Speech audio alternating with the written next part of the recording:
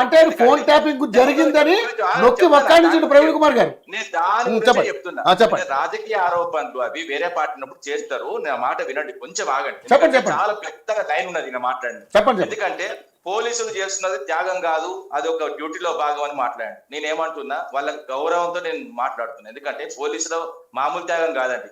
ఎందుకంటే ఇంట్లో వాళ్ళు మొత్తం కంప్లీట్ గా పండుగలు లేకుండా, పబ్బాలు లేకుండా, వాళ్ళు మొత్తం రాత్రి అనక పగలనక నిద్ర లేకుండా, అదే విధంగా కుటుంబాలకు దూరం ఉండి వాళ్ళు చేస్తున్నది త్యాగమే. వీళ్ళకు ఆ త్యాగం గురించి అర్థం కాకపోతే నేనేం మాట్లాడు. అదే విధంగా ఒక పోలీసు అధికారి అయిన పరిస్థితులు ఏ విధంగా చేస్తారు, నా ఇంటికి రోజు వచ్చిళ్ళు, తిరుపతి పోత కూడా వచ్చిళ్ళు, నన్ను ఇబ్బంది పెట్టిళ్ళు అంటే మీ ప్రభుత్వంలో ఉన్నప్పుడు నేను గ్రామాల్లో పుట్టినోడిని. ఆ గ్రామంలో ఏం జరిగినాయి, ఏ విధంగా ఎంతమందిని అమాయకులను తీసుకుపోయి థర్డ్ డిగ్రీలు పెట్టిళ్ళు, అదే విధంగా బీర్సాలు పెట్టిళ్ళు, కరెంట్ షాకులు పెట్టిళ్ళు. నేను నా సొంతగా నా ఇంట్లో కూడా మా సొంత అన్న కాంగ్రెస్ ప్రభుత్వంలోనే నేను మరి కూడా చెప్తున్నా. ఎందుకంటే ఎన్నిసార్లు కరెంట్ షాక్ పెట్టిళ్ళు నేను చెప్తున్నా కదా. మూడు సార్లు కరెంట్ షాక్ పెట్టి, అదే విధంగా 30 సార్లు రోకల్ బండలు పెట్టి, ఏదైతే మావోయిస్టులతో సంబంధాలు ఉన్నాయో నేనేమంటున్నా అంటే, అదే విధంగా ఎంతమంది అమాయకులను చంపిండండి ఎన్కౌంటర్ల పేరిట, ఎంతమందిని చంపిండు మీ ప్రభుత్వంలో. అదే విధంగా టీడీపీ, అదే విధంగా కాంగ్రెస్ పోలీసులు, అదే విధంగా ఇప్పుడు వచ్చిళ్ళు, నన్ను ఈ విధంగా చేసిళ్ళు, నన్ను ఇంట్లో ఉండేకుండా చేసిళ్ళు. అంటే నేను మార్నింగ్ పొద్దుగాల నాకు మార్నింగ్ 5 o'clock మాకు మేల్కి వచ్చేది. ఆ మార్నింగే పోలీసులు వచ్చారు మా ఇంటి ముందు ఉండే. అదే విధంగా ఇప్పుడు కూడా దాదాపు వీళ్ళ ప్రభుత్వం వచ్చిన 18 నెలల నుంచి నన్ను ఎన్నిసార్లు అరెస్ట్ చేసిలో లెక్క కూడా చెప్పలేడు. మార్నింగ్ చేస్తారు, ఆఖరికి టిఫిన్ చేస్తారంటే కూడా టిఫిన్ సెంటర్ నుంచి పట్టుకపోయి పొద్దుంతా ఉంచుకున్నారు. రేవంత్ రెడ్డి ఇక్కడికి వస్తే మొత్తం పొద్దుంతా నన్ను పోలీస్ స్టేషన్ ఉంచుకున్నాడు. నేను వీటి గురించి మాట్లాడాను. ఎందుకంటే రాజకీయాలు వాళ్ళ ప్రభుత్వం వచ్చింది కాబట్టి వాళ్ళు ప్రవర్తించారు. మా ప్రభుత్వం అన్నప్పుడు ఏమైనా డిస్టర్బెన్స్ అవుతుందని పోలీసు వాళ్ళు ముందస్తుగా అరెస్ట్ చేస్తారో దాని గురించి పెద్దగా మాట్లాడారు. అదే విధంగా ఈ కార్ రేస్ గురించి మిత్రుడు మొత్తం ఎంత వచ్చింది మీకు లెక్కలతో సహా తెలుసు అంటే, రవి గారు మీకు కంప్లీట్ గా మీ సెల్ ఫోన్ కు పంపిన ఏ విధంగా గల్లా జయదేకర్ సంబంధించి ఏదైతే అమర్ రాజా కంపెనీ వాళ్ళు మాట్లాడింది, అదే విధంగా వివిధ దేశాల నుంచి మాట్లాడింది, వివిధ కంపెనీలు మాట్లాడినాయి, కంప్లీట్ గా మీకు పంపిన. అదే విధంగా ఏదైతే టైమ్స్ ఆఫ్ ఇండియాకి సంబంధించి ఈ ఫార్ములా ఈ రేస్ గురించి, formula E race first ever race in India ఈ 2023 గ్రీన్ కో ఏదైతే హైదరాబాద్ ఈ ప్రెక్స్ ఏదైతే hosted in collaboration with the Telangana government delivered an economic impact of nearly $84 million. According to a report, the economic study conducted by Nelson Sports Analysis calculated an $83.7 million ఏదైతే profits వచ్చినట్టు clear గా ఏదైతే February 11 లో ప్రచురించడం జరిగింది. మీకు complete గా వాటికి సంబంధించిన డీటెయిల్స్ పంపిన. అదే విధంగా రేవంత్ రెడ్డి ఇప్పుడు మీరు అయితే పోలీసులను అట్టదిట్టుండు, ఏదైతే కేటీఆర్ అదే విధంగా హరీష్ రావు అంటాడు. నేనేమంటున్నా, రేవంత్ రెడ్డి తిట్టు పోలీసులను తిట్టిన అయితే నేను ప్లే చేస్తా. నేనంటే అవి సందర్భాన్ని బట్టి పరిస్థితులను బట్టి పోలీసులు ఏదైతే అరెస్ట్ చేయడానికి వచ్చినప్పుడు ఏదైతే ఏ నాయకులైనా కూడా వాళ్ళ విచక్షణ ఏ విధంగా ఉంటుందో ఆ విధంగా చూపెడతారు అంతే తప్ప. కానీ అదే విధంగా ఇంకా చాలా డ్యూటీలో ఉన్నప్పుడు డ్యూటీలో లేరని మాట్లాడతారు. డ్యూటీలో ఉన్నప్పుడు వాళ్ళు ఏదైతే చేసిందో అన్నది వాళ్ళ ఆరోపణ. ఇప్పుడు వాళ్ళు రిటైర్ అయినా ఎక్కడ ఉన్నారా అది కాదు. నేనేమంటున్నా, అదే విధంగా చాలా విషయాలు మాట్లాడుతూ ఇంకా ఈ మిత్రుడు మాట్లాడిన ఇక్కడికి అదే బీజేపీ సంబంధించిన అంశాలు కూడా కొన్ని మాట్లాడతాయి. ఎందుకంటే మిత్రుడు నన్ను పదే క్వశ్చన్ చేసిండు, మీరు మొత్తం కంప్లీట్ గా ఏమేం చేసిండు ఏందన్నది కూడా క్లియర్ గా చెప్పిండు. నేను కూడా దాని గురించి కూడా వివరణ అందిస్తాను. ఇది అధికారులు ఇప్పుడు సిట్ అధికారులు, ఎందుకంటే స్పెషల్ ఇన్వెస్టిగేషన్ టీం ఏదైతే వీళ్ళు ప్రభుత్వం ఏర్పాటు చేసిందో ఎవరికి కూడా అక్కడ జరిగే విషయాలు ఎవరికి తెలియదు. ఈయన ఏం చెప్తాడంటే మొత్తం ఏం తెలియదు అని చెప్తున్నాడు. ఏదైతే మనకు సంబంధించిన ప్రభాకర్ రావు అని చెప్తున్నాడు. మీకు ఎవరు చెప్పిండు ఆ విషయం? మీకు ఎవరో చెప్పిండు? పేపర్లో ఏది పడితే న్యూస్ లో ఏది పడితే అది మాట్లాడడం సబబు కాదు. ఒక నాయకునివి నువ్వు, ఒక విజయ్కి సంబంధించిన ఒక ముఖ్య నాయకుని, అదే విధంగా ఒక పార్టీ ప్రతినిధి. అక్కడ ఏం జరిగిందో కూడా పురుగుపడం తెలియదు. ఎందుకంటే అది స్పెషల్ టీము, అది చాలా విచారణ ఘోరంగా చేస్తుంది. వాళ్ళు పొద్దున్న సాయంత్రం వరకు చేస్తున్నారు. నేను అంటున్నా ఉల్టానే మొత్తం జరుగుతున్నది. ఆడ కంప్లీట్ గా నీ 3 మొబైల్స్ అదే విధంగా ల్యాప్టాప్ ఇవ్వమంటే కూడా ఏ ప్రకారం ఏ రాజ్యాంగ ప్రకారం నా హక్కులను ఉల్లంఘిస్తామని ఆయన ఉల్టా కూడా మాట్లాడుతున్నాడని కూడా తెలిసింది. నేను చెప్పినా కూడా అక్కడ జరిగినాయి ఒక ఊహాగణితమైన ఉంటే తప్ప మేము పర్టికులర్ ఏం లేదు. అదే విధంగా పర్సనల్ గా మాట్లాడండి, హీరోయిన్ల కథ అక్క అని మాట్లాడండి. వాళ్ళు వచ్చి మీకు చెప్పిల్లా ఏ హీరోయిన్ అయినా కాంప్లైంట్ ఇచ్చిందా? నా ఫోన్ ట్యాప్ అయింది, అదే విధంగా నా వ్యక్తిగతంగా ఒక్క నిమిషం ఆగండి పూర్తిగా ఎవరి జీవితంలో తొంగి చూడద్దు. సుప్రీంకోర్టు అదే విధంగా హైకోర్టు కూడా చెప్పింది, ఏదైనా పర్సనల్ విషయాలు మాట్లాడద్దు. ఒకవేళ వాళ్ళు కాంప్లైంట్ ఇచ్చి నా వ్యక్తిగత జీవితం ఖరాబ్ అయిందని మాట్లాడితే రేవంత్ రెడ్డి మాట్లాడని చెప్పారు. రేవంత్ రెడ్డి మాట్లాడినది రాజకీయ ఆరోపణ. నేనేమంటున్నా, రేవంత్ రెడ్డి పదే పదే పలుమార్లు విచ్చలవిడిగా మాట్లాడు, విపరీతంగా మాట్లాడు, ఆ హీరోయిన్ ఈ హీరోయిన్ అందులో ఇంట్లో అని మాట్లాడు.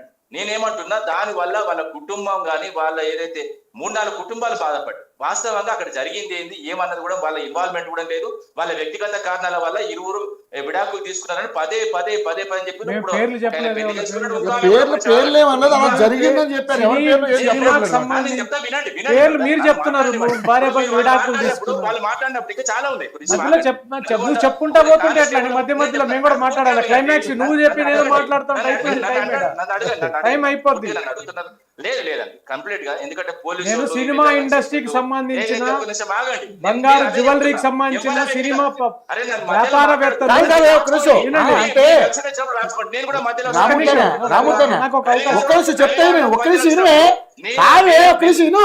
రామూర్తన్న ఆయన పేర్లు ఏం చెప్పలే, మీరే పేరు కేవలం ఏంటంటే జ్యువెలరీ షాపు. మీరు జాగ్రత్తగా వినండి, పేరు చెప్పలేదు. ఆయన పెళ్లి చేసుకున్నాడు. అదే విధంగా వీళ్ళ ఆరోపణలు వాళ్ళు పేరు చెప్పిండు, రేవంత్ రెడ్డి చెప్పిండు, ఇంకా వివిధ కాంగ్రెస్ నాయకులు చెప్తున్నా. వాళ్ళ వ్యక్తిగత జీవితాలతో మనకు సంబంధం లేదు.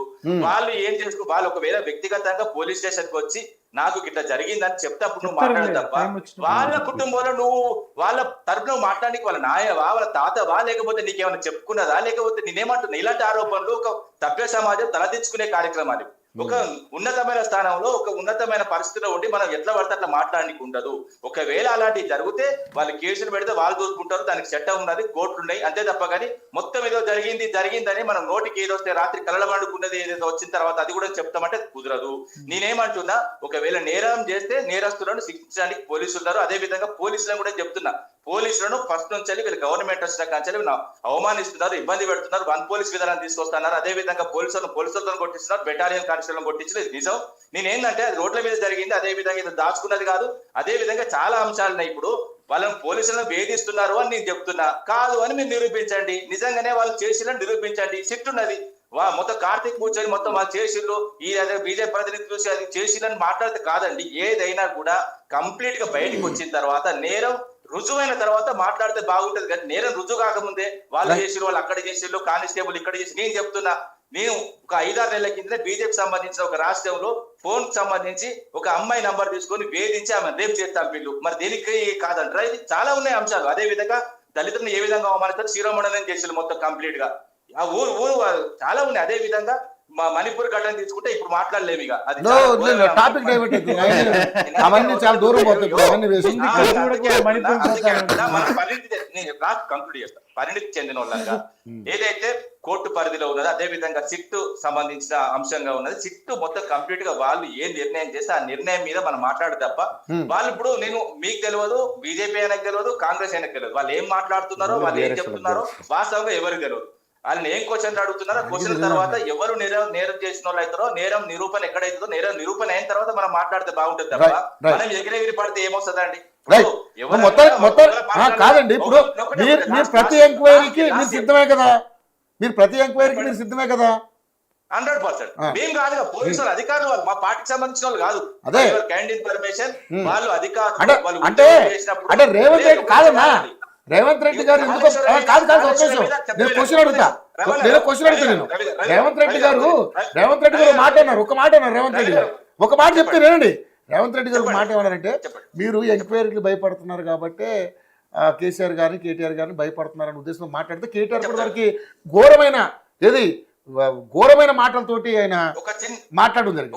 ఒక చిన్న అంశం చెప్పండి. ఆ లెవెల్లో చెప్పాను కానీ నేను ఏమంటున్నా అంటే, కేటీఆర్ గారిని ఏదైతే విచారణ పిలిచినా వచ్చిండు, అదే విధంగా ఏదైతే హరీష్ రావు గారిని పిలిచినా వచ్చిండు, అదే విధంగా కేసీఆర్ గారిని పిలిచినా విచారణ కమిషన్ ముందు హాజరయ్యాడు. మేము తప్పులు చేస్తే మేము ఎందుకు వస్తామండి ముందుకు? మేము తప్పులు చేయలేదు కాబట్టి ముందుకు వచ్చినాం. ప్రతిదీ ఎదుర్కొంటాం, రాజ్యాంగబద్ధంగా ఎదుర్కొంటాం. అదే విధంగా మాకు కూడా న్యాయస్థానం మీద విలువ ఉన్నది, పోలీసులు అంటే మాకు గౌరవం ఉన్నది. వాళ్ళు దేశభక్తులు తప్ప దేశద్రోహులు కాదు.